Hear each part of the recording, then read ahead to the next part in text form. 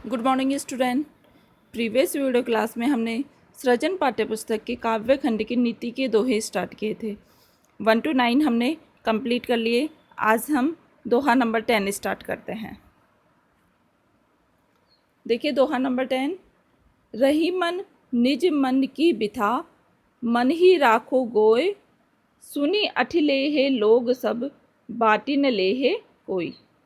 बिथा बिथा का अर्थ होता है व्यथा, यानी कि मन में कोई बात होना। गोए का अर्थ होता है छिपाकर या दबाकर। सुनी यानी कि सुनना। अठिले यानी कि असी उड़ाएंगे। प्रस्तुत दोहे में कबीरदास जी ने अपनी पीड़ा को स्वयं दूर करने का परामर्श व्यक्ति को दिया है कि अपनी मन की पीड़ा दूसरे को न बताकर उसे स्वयं ही उस पीड़ा का हल निकालना चाहिए। अर्थ देखिए, रहीमदास जी कहते हैं रहीमन निज मन की बिथा, मन ही राख्यो गोय। रहीमदास जी कहते हैं कि अपने मन के दुख को मन में ही छिपा कर रखना चाहिए। अर्थात अपने हृदय में जो भी दुख है उसे अपने हृदय में ही छिपा कर रखना चाहिए। अपनी पीड़ा को दूसरों के सामने नहीं प्रकट करना चाहिए। मन ही राखे को यानी मन के अंदर ही छुपा कर रखना चाहिए, उसे दूसरों के सामने प्रकट नहीं करना चाहिए। सुनी अठले ये लोग सब, बाटी न लेहे कोई। क्योंकि पीड़ा को सब लोग सुन तो लेते हैं और सुनने के बाद में सभी लोग उसकी हंसी उड़ाते हैं, मजाक बनाते हैं तथा उस पीड़ा को दूर करने में सहयोग नहीं करते हैं। अर्थात कि सच्चे हितैषी बहुत कम लोग होते हैं, इसलिए अपनी पीड़ा का समाधान स्वयं ही करना चाहिए। रहीमदास जी कहते हैं कि अपने मन के अंदर कोई भी पीड़ा हो उसे स्वयं ही उस पीड़ा का हल निकालना चाहिए, उसे दूसरों के सामने प्रकट नहीं करना चाहिए, क्योंकि सच्चे हितैषी बहुत कम ही लोग मिलते हैं।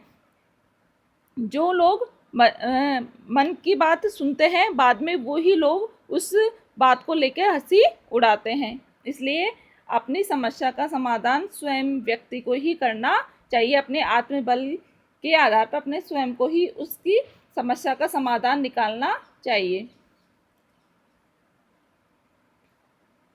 प्रस्तुत दोहे में अनुप्रास अलंकार का प्रयोग हुआ है। ब्रज भाषा तथा उपदेशात्मक शैली का प्रयोग प्रस्तुत दोहे के अंतर्गत हुआ है।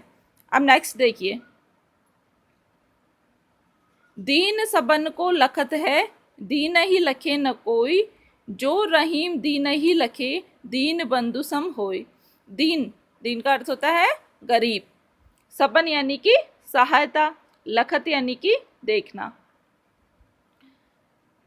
प्रस्तुत दोहे में कबीर रहीमदास जी ने दीनहीन अर्थात गरीबों की सहायता करने का संदेश दिया है। रहीमदास जी कहते हैं कि दीन सबन को लखत है, दीन ही लखे न कोई, यानी कि जो गरीब लोग होते हैं वो कुछ पाने की चाह में सबकी ओर देखते रहते हैं। अर्थात वो कुछ पाने की चाह होती है और इस आशा में वो सभी लोगों की ओर देखते रहते हैं, परंतु कोई भी उनकी ओर ध्यान नहीं देता है। दीन ही लखे न कोई, लेकिन कोई भी गरीबों की ओर ध्यान नहीं देता है। जो रहीम दीन ही लखे, दीन बंधु सम होय।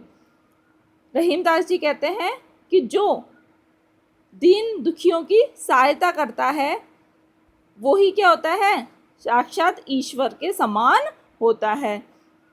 साक्षात ईश्वर के समान क्यों होता है, क्योंकि जो ईश्वर है उसको भी दीन बंधु कहा जाता है और दीन बंधु का अर्थ होता है ईश्वर। दीन बंधु यानी कि दीनों का उपकार करने वाला या दीनों की सहायता करने वाला, जो दीनों का रक्षक होता है वो होता है दीन बंधु। अर्थात जिसने गरीबों की सहायता की है वो ईश्वर के समान होता है। दीनों के रक्षक होने से ही भगवान को दीन बंधु कहा गया है। गरीबों को सुख देकर उसकी सहायता करने वाला दीनबंधु जैसा माना जाता है। अर्थात गरीब और दुखी लोगों की अगर कोई व्यक्ति सहायता करता है तो उसे दीनबंधु यानी कि ईश्वर के समान माना जाता है।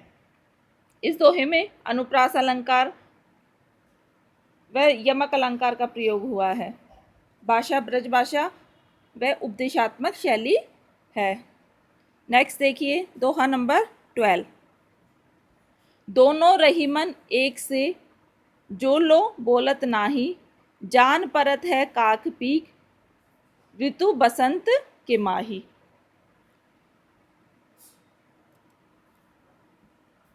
जोलो का अर्थ होता है जब तक, काक का अर्थ होता है कौवा, पीक का अर्थ होता है कोयल। प्रस्तुत दोहे में कबीरदास जी ने वाणी के व्यवहार से ही व्यक्ति के गुणों की पहचान होती है। वाणी के गुणों के महत्व को इस दोहे के अंदर दर्शाया गया है। अर्थ देखिए, कवि रहीमदास जी कहते हैं कि दोनों रहीमन एक से, जो लो बोलत नाही, कि कौवा और कोयल एक रंग के होते हैं और एक समान ही लगते हैं जब तक ये अपना मुंह नहीं खोलते, अर्थात जब तक ये बोलते नहीं है तब तक इनमें भेद करना कठिन होता है। क्यों? क्योंकि दोनों का रंग रूप एक समान ही होता है और देखकर इन्हें एक जैसे ही लगते हैं, लेकिन जब तक ये अपना मुंह नहीं खोलते अर्थात बोलते नहीं है तब तक इनमें भेद नहीं किया जा सकता। जान परत है काक पीक, ऋतु बसंत के माही। लेकिन जब ये वसंत ऋतु में जब दोनों बोलने लगते हैं यानी कि अपनी आवाज़ निकालते, तो कौवा काँव काँव करता है और कोयल अपनी मधुर कूक में आवाज़ निकालती है, और जब ये दोनों अपनी आवाज़ निकालते हैं तो उस समय इनका भेद खुल जाता है। अर्थात वाणी और व्यवहार से ही दुर्जन एवं सज्जन व्यक्ति की पहचान होती है। व्यक्ति को बाहरी रंग रूप सबके समान होते हैं और बाहरी रंग रूप होने से धोखा हो जाता है, लेकिन जो है उनकी पहचान उनकी वाणी से होती है कि वाणी में उनकी कितनी मिठास और कितनी कर्कश ध्वनि है। बाहरी रंग रूप देखकर कभी भी हमें सज्जन व्यक्ति की पहचान नहीं करनी चाहिए, उसकी वाणी और उसके गुणों को देखकर उसकी पहचान करनी चाहिए। प्रस्तुत दोहे के अंदर वाणी के व्यवहार से ही व्यक्ति के गुणों की पहचान होती है, इसका संदेश इस दोहे के अंतर्गत कवि ने दिया है। ब्रज भाषा तथा उपदेशात्मक शैली का प्रयोग इस दोहे के अंदर कवि ने किया है। नेक्स्ट देखिए दोहा नंबर 13। बड़े बड़ाई ना करे, बड़ों ने बोले बोल, रहीमन हीरा सब कहे, लाख टका मेरो मोल। बड़े बड़ाई ना करे, बड़ों ने बोले बोल, रहीमन हीरा कब कहे, लाख टका मेरा मोल। प्रस्तुत दोहे में कबीर रहीमदास जी ने बताया है कि जो बड़े व्यक्ति होते हैं अर्थात जो महान व्यक्ति होते हैं वो अपनी प्रशंसा स्वयं नहीं करते हैं। अर्थ देखिए, रहीमदास जी कहते हैं कि बड़े बड़ाई ना करे, बड़ों न बोले बोल, कि जो महान व्यक्ति होते हैं उनका स्वभाव ऐसा होता है कि वो अपने मुंह से कभी भी प्रशंसा नहीं करते, अर्थात अपने मुंह से अपनी ही आत्म प्रशंसा नहीं करते और ना ही अपने बारे में बड़ी बड़ी बातें करते हैं, और ना ही उन्हें ये पसंद होता है कि अपने मुंह से वो अपनी प्रशंसा करे। रहीमन हीरा कब कहे, लाख टका मेरा मोल। रहीमदास जी कहते हैं कि हीरा कभी भी अपने मुंह से यह नहीं कहता है कि मेरा मूल्य लाख रुपए का है। अर्थात जो सज्जन और बड़े व्यक्ति होते हैं वो कभी भी अपनी प्रशंसा स्वयं नहीं करते हैं और ना ही कभी ये बोलते हैं कि मेरे पास इतना सब कुछ है या मैंने इतनी बड़ी बड़ी ख्यातियाँ प्राप्त की है। इस तरीके का व्यवहार वो दूसरों के साथ नहीं करते हैं। उसका जिस प्रकार से हीरा जो है वो अपने मुंह से ये नहीं कहता है कि मेरा मूल्य लाख रुपए का है, उसका मूल्य जो है वो एक जौहरी ही बता पाता है। और उसी प्रकार से सज्जन व्यक्तियों और जो महान व्यक्ति होते हैं उसकी प्रशंसा लोग उनके व्यवहार से ही करते हैं, वो अपनी प्रशंसा स्वयं अपने मुंह से नहीं करते हैं। प्रस्तुत दोहे में रहीमदास जी ने बड़े लोगों एवं सज्जनों के स्वभाव की विशेषता बताई है। अनुप्रास अलंकार, ब्रजभाषा तथा उपदेशात्मक शैली का प्रयोग इस दोहे के अंतर्गत हुआ है। नेक्स्ट देखिए दोहा नंबर 14। बिगड़ी बात बने नहीं, लाख करो किन कोय, रईमन फाटे दूध को, मथे न माखन होय। बिगड़ी, बिगड़ी का अर्थ होता है बिगड़ी हुई या बेकार बात होना, खराब होना बात को। लाख करो यानी कि बहुत सारे प्रयत्न करना, मथे यानी कि मथना। निम्न दोहे में रहीमदास जी ने बिगड़ी बात न सुधर पाने का वर्णन किया है, अर्थात अपनी वाणी पर क्या करना चाहिए, नियंत्रण रखना चाहिए। एक बार अगर मुंह से कोई बात निकल जाती है तो फिर वो उस बात को नहीं सुधारा जा सकता है। अर्थ देखिए, बिगड़ी बात बने नहीं, लाख करो किनको। रहीमदास जी कहते हैं कि एक बार बात के बिगड़ जाने पर कितना ही लाख उपाय करने पर भी उसे नहीं ठीक किया जा सकता, अर्थात उसे नहीं संवारा जा सकता है। रईमन फाटे दूध को, मथे न माखन होए। जिस प्रकार से फटे हुए दूध को लगातार मथने पर भी उसमें मक्खन नहीं निकलता है। आशय है कि अगर फटे हुए दूध को कितना ही उसे मथ लिया जाए, अर्थात उसे कितना ही फेंटा जाए, लेकिन उसमें से कभी भी मक्खन नहीं निकलता है। क्यों? क्योंकि वो क्या हो गया, बेकार हो गया, व्यर्थ हो गया, उसे अब नहीं सुधारा जा सकता है। उसी प्रकार से कि हम अगर एक बार हमारे बात बिगड़ जाए तो उसे हम नहीं सही कर सकते हैं। आशय है कि सदा कोशिश यही करनी चाहिए कि बात नहीं बिगड़े। आचरण और वाणी पर हमेशा ही हमें नियंत्रण बनाए रखना चाहिए। रहीमदास जी ने इस दोहे के अंदर वाणी व्यवहार में सदैव सावधानी रखने का संदेश दिया है। अनुप्रास तथा दृष्टांत अलंकार का प्रयोग इस दोहे के अंदर किया गया है। ब्रजभाषा तथा उपदेशात्मक शैली व शांत रस का प्रयोग प्रस्तुत दोहे के अंदर हुआ है। अब देखिए दोहा नंबर 15।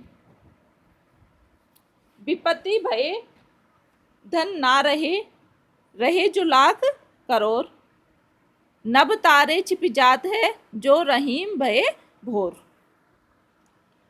प्रस्तुत दोहे के अंदर रहीमदास जी ने बताया कि विपत्ति आने पर संपत्ति का भी विनाश हो जाता है, कि विपत्ति जब आती है तो बड़ी से बड़ी जो संपत्ति संचय करके रखी रहती है वो भी समाप्त हो जाती है। अर्थ देखिए, विपत्ति भय धन ना रहे, रहे जो लाख करोड़। रहीमदास जी कहते हैं कि जब विपत्ति आती है, अर्थात जब समस्या आती है जीवन में, तो लाखों करोड़ों जो संचय करके रखा हुआ है, अर्थात जो जोड़ के रखा हुआ है, वो संपत्ति भी समाप्त हो जाती है, अर्थात वो संपत्ति भी नहीं बचती है। नभ तारे छिप जात, जो रहीम भय भोर। रहीमदास जी कहते हैं कि जिस प्रकार से कि सवेरा होने पर जो आकाश में लाखों करोड़ों तारे जगमगाते रहते हैं, अर्थात जब रात होती है तो रात में आकाश में करोड़ों तारे जो है वो जगमगाते रहते हैं, लेकिन जैसे ही प्रातःकाल होती है, प्रातःकाल होने पर वो सारे तारे छिप जाते हैं। मनुष्य का इसी प्रकार से जब मनुष्य का दुख का समय आता है, तब सुख की सारी जितनी भी परिस्थितियां होती है वो सारी विपरीत हो जाती है। अर्थात जब हमारे पास कितना ही धन हो, लेकिन अगर कोई समस्या आती है या विपत्ति आती है तो वो धन भी क्या हो जाता है, समाप्त हो जाता है, वह भी कुछ काम नहीं आता है। जीवन में सुख और दुख, संपत्ति और विपत्ति, ये दो दशाएं एक दूसरे के विपरीत आती है। विपत्ति आने पर धन भी नष्ट हो जाता है और यही सत्य है। रहीमदास जी ने इसी की ओर संकेत इस दोहे में किया है। अनुप्रास एवं उदाहरण अलंकार का प्रयोग इस दोहे के अंदर हुआ है। ब्रजभाषा, उपदेशात्मक शैली, शांत रस तथा प्रसाद गुण का प्रयोग प्रस्तुत दोहे के अंतर्गत किया गया है। यह हुए हमारे 1 to 15 दोहे कंप्लीट। आप सभी को इन दोहों की व्याख्या फिर नोटबुक में राइट करनी है। आगे जो हमारा दोहा नंबर 16 है वो हम कल की क्लास में रीड करेंगे।